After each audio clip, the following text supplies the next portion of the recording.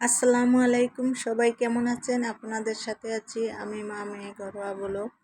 দূরে এবং কাছে আমার প্রাণপ্রিয় ভাই ও বোনেরা, আপুরা, বন্ধুরা যে যেখানে আছেন, আশা করি সবাই ভালো আছেন, সুস্থ আছেন এবং নিরাপদে আছেন। আপনাদের ছোট বড় সবার দোয়া এবং ভালোবাসা আলহামদুলিল্লাহ আমিও আমার ফ্যামিলির সবাইকে নিয়ে ভালো আছি। তা আজকে একটা ভিডিও নিয়ে এসেছি, ভিডিওটা আজকে বিকালে আমরা কি নাস্তা খেয়েছি তা একটু আপনাদের সাথে শেয়ার করলাম। কলা কুচি করে নিলাম, কলা ছোট ছোট করে কেটে কুচি কুচি করে নিলাম। তারপরে নুডলস নিলাম।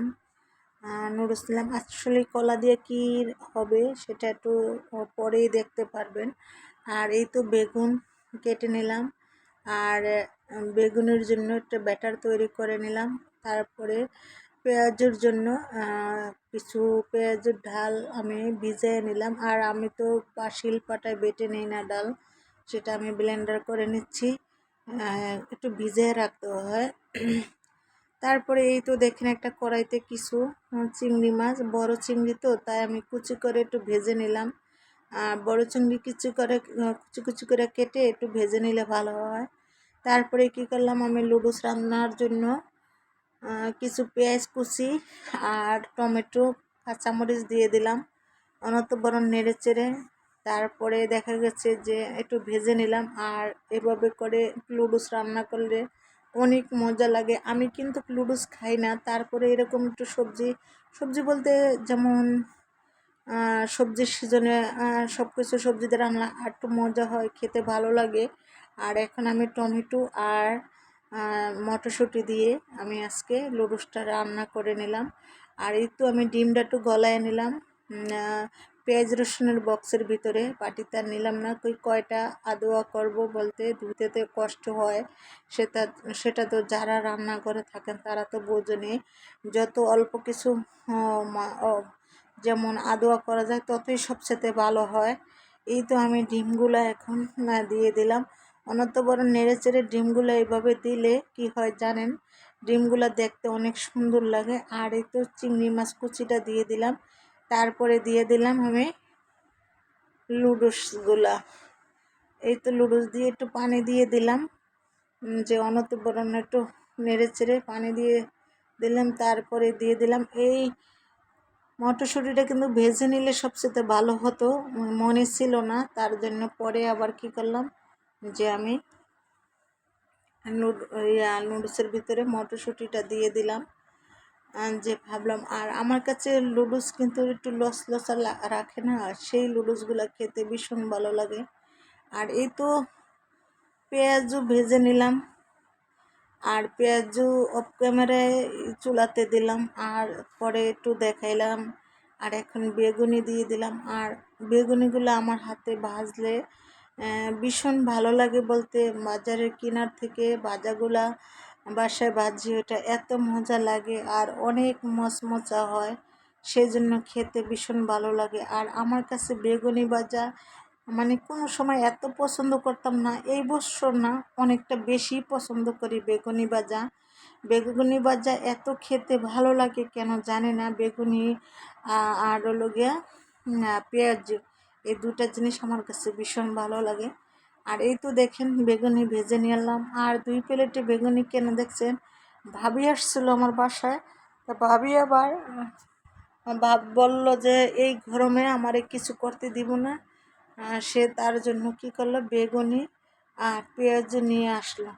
পরে আমি আবার তার আগেই তো এগুলো করে ফেলেছি, তাই আমি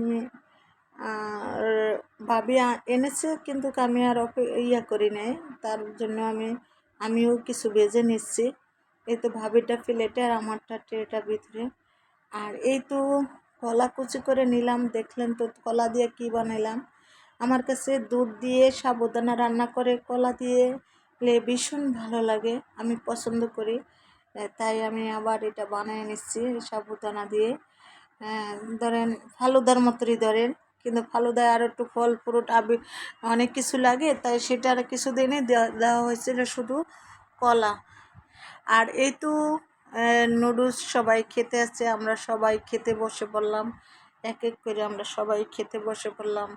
একসাথে বসে খেলে অনেক মজা লাগে। আর এই যে বসে চা খাই, কফি খাবো এখন, নাস্তা খাওয়া শেষ, এখন কফি খাবো। আর নাস্তা খাওয়ার পরে যে কফি খাবো না, এটা কি হয় বলেন তো? আমরা তো হলাম কফি খোর না, কফি না খাইলে আমাদের দিন যায় না, আর রাতও শেষ হয় না। যেমন সন্ধ্যার সময় যদি কফিটা না খাই, তাহলে দেখা যাচ্ছে রাত শেষ হয় না, আর সকালবেলা যদি কফি চা না খাই, তাহলে মনে হইতেছে দিন শেষ হয় না। আসলে এই অভ্যাসটা আমাদের খারাপ, এই অভ্যাসটা আমাদের পরিবর্তন করতে হবে। আর এই তো দেখেন ভাবি খিলি পান নিয়ে আসলো, তাই ভাবলাম যে এখন সবাই মিলে খিলি পানটা খেয়ে ফেলি। আর আমি বয়স দিতেছি, একটা মশাই যে এত ডিস্টার্ব করে, যা বলার মতন না। যাই হোক, তাও বলে দিলাম মশাইটা যেন ডিস্টার্ব করে। এই তো এখন আমরা সবাই পান খাবো, তিনজনে পান খাবো। তিনজন হলো কে জানেন? আমার মেয়েও আবার, ওর আন্টি পান আনলে খুশি হইয়া আমার মেয়ে আবার একটু খায়। আসলে ও তো খায় না কোনো সময়, তারপর মানে একটু খুশি হয়ে খায় আর কি। যাই হোক, খুশির জিনিস তো খাওয়া একটু ভালো। আর ভাবি যেহেতু আনছে, আনা হয়েছে, তাই এখন যদি আমরা না খাই তাহলে কেমন হয়? এই তো আমি আবার এই খিলি পানটা খেতে পারি না, কারণ হচ্ছে এটার মধ্যে জর্দাটা যে দেয় আর কাঁচা সুপারি থাকে, তার জন্য আমার কাছে খেতে বেশ ভালো লাগে না। আর আমি তো পান খাই শুকনা সুপারি দিয়ে, আর নর্মাল জর্দা দিয়ে পান খাই। আর এই জর্দাটা খেলে না মাথাটা অনেক ঘুরে যায়, তার জন্য আমি খাই না এই জর্দার পান। বেশ দেখি আমার মেয়ে মুখে নিলে কিছু বলে না, যে খায়। যাই হোক, আমার অভ্যাস নাই তো, তাই সেজন্য খাইতে পারি না। তাই এই অবধি যারা আমার ভিডিওটা দেখছেন, যদি ভালো লাগে তাহলে লাইক কমেন্ট শেয়ার করতে ভুলে যাবেন না। বন্ধুরা আমার কম লাইক দিতেছেন না কেন জানি না। তা সবাই ভালো থাকবেন, সুস্থ থাকবেন। আল্লাহ হাফেজ।